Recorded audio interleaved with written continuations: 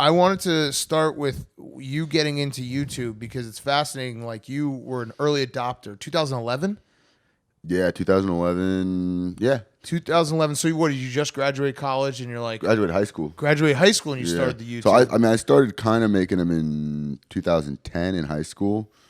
It was just more random shit, like stuff I was doing with my friends, and I had in the back of my mind I wanted those videos to blow up and get 100,000 views. I remember like the first video I posted in high school, I would like sit there and open it in a bunch of different tabs and like try to get my view count up myself. Go to the school library. Hell yeah. Take it every single desktop and be like, I would just open a bunch of different windows. And, you know, I got like the video was at between me and the real people who watched it. You know, I had one at like 1,000 views. Oh, shit. Yeah. My trick was pretty good. I used to go to the school library and I would make every single computer's homepage my YouTube page or like my website, whatever that was. And then whenever they got shut down, they'd open up again. Boom, new hit. Yeah. Oh, wow. Hits on hits hack on the hits. system. So when you started it, were you like, this is going to be a career for me? Or were you just like, I'm fucking around seeing where this goes? No, I kind of was, honestly, because a friend of mine in college had a friend who was a professional tuber. You know, he was bringing in big on the tube. He was huge on the tube. At the time, he was like in the top 10 tubers. Yeah, there were only 20. Yeah, exactly. Yeah, so I heard this tuber was bringing in like 400K a month. I watched his videos. I didn't think they were good. I had already made some videos in high school where I was kind of trying to do this. Once I heard that, and I started just I was kind of developing ideas in my head. I wasn't putting them out. And then I got kind of inspired by a certain speech I heard. And What was it? it was like, honestly, it was this guy in my frat that was like giving us. It sounds so stupid, but This is awesome. It's like the we had Belushi. these, you know, when you're pledging, you have like rituals. Right.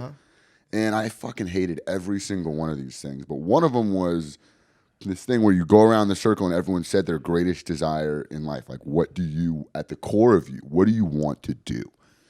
And I remember just saying what it was that I wanted to do. Everyone did. And then at the end, this guy just gave this speech. Like, you guys all told me exactly what you want to do. You all have the tools you need. Go fucking do it. Like that kind of a speech. It's like Shia LaBeouf. And I was like, yes, I'm going to do this right now. Have you thanked that guy? I have thanked him, yeah. Okay, good. Because that was just kind of like, I was going to do it, but that was really like a push forward. Like, Right. you got this. And in my head, I was like, yeah. I do have this. So when you said it out loud, what exactly was it? Were you like, I want to make people laugh or I want to make movies? What was it that you wanted to do? At the time, it was just like, I want to make the whole world laugh kind of a thing. I'm not sure that's exactly what it is at this point, but it's similar. It's something like that. I mean, you got a pretty fucking big YouTube page. You've been in some pretty funny shit. American Vandal. You made a lot of people laugh. Yeah. So you're there. You're like probably a tenth of the way there to the whole world. Hey, a tenth? That's pretty That's solid. a lot of people. Yeah, Probably that's that's a lot of They people. don't have YouTube in China though. Yeah, you They need to blocked figure it, out a so way you to gotta make get on China Chinese laugh. YouTube. Youku. Yeah. Get on top of that. So at what point was it like? Did it just blow up? She laughed. She thought I was like making a joke, but it's actually called No, it's Youku. actually called. Yeah, Youku. they've like uncultured Kelly. they have Weibo. That's like their Twitter, right? There's a new one. I think Youku has since kind of is no longer cool. Not enough people like chugging glue on it and shit Not like that. cool. Yeah. I don't know what's hot out there. Because that's like the brick and mortar of YouTube.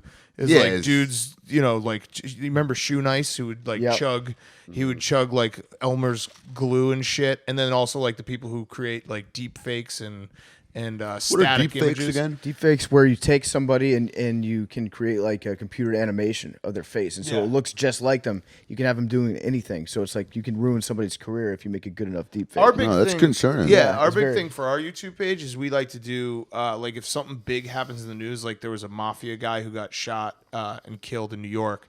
So we did a YouTube like exclusive footage of mafia boss getting shot, and then it's just a picture of him and like us reading his Wikipedia behind it. Because you know how people always like search it and then they're like, "Fuck, you got me," but we got Still, the counts. we're gonna have like 100,000 Yeah. views, maybe like 12 upvotes and 2,000 downvotes, but we still got the clicks. So is this an episode of Behind the Clickbait right Yeah, here? yeah, behind the you should clickbait. do that. You should be like Batista's cock, exclusive footage from Stuber. Speaking of clickbait, I got a question for you because we're still feeling out this whole YouTube thing. What's up with the YouTube thumbnails? Why do they always have that like very certain aesthetic look? It's like a clickbait thing, you know. It's like that's like if you're doing a news story, that's your headline, that's your attention-grabbing headline, you know. So it's like YouTube is kind of like the National Enquirer, you know, in the sense that they just put the most ridiculous thing that you're most likely to click in the title and thumbnail. And you can do it like that. That just has never really been my my style. An attractive female, and then she's just not even in the video. Yeah, that's a good And one then too. horny dudes are You know what they do? damn tits. They make it Don't know look where to like find these. like candy almost. It's like very attractive, bright colors Right, for kids. right. But yeah, no, you bring up a good point because the stuff that you do is really well written, really well produced. It's very different from a lot of other, I guess, YouTubers out there.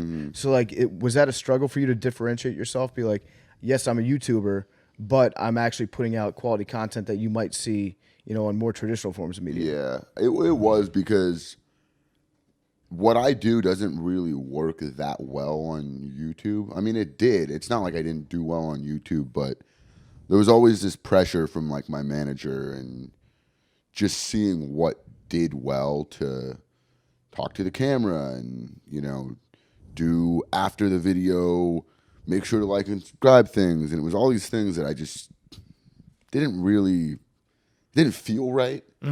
But it was what I was supposed to do on YouTube too. It was like little things you could do that would help, but they just didn't feel right. So it was kind of hard for me to find that balance of what I'm comfortable doing that still works on YouTube. And I honestly never really found it that much. Right. I still don't really know what that balance is. Yeah. Which is one of the reasons I'm not really on YouTube right now.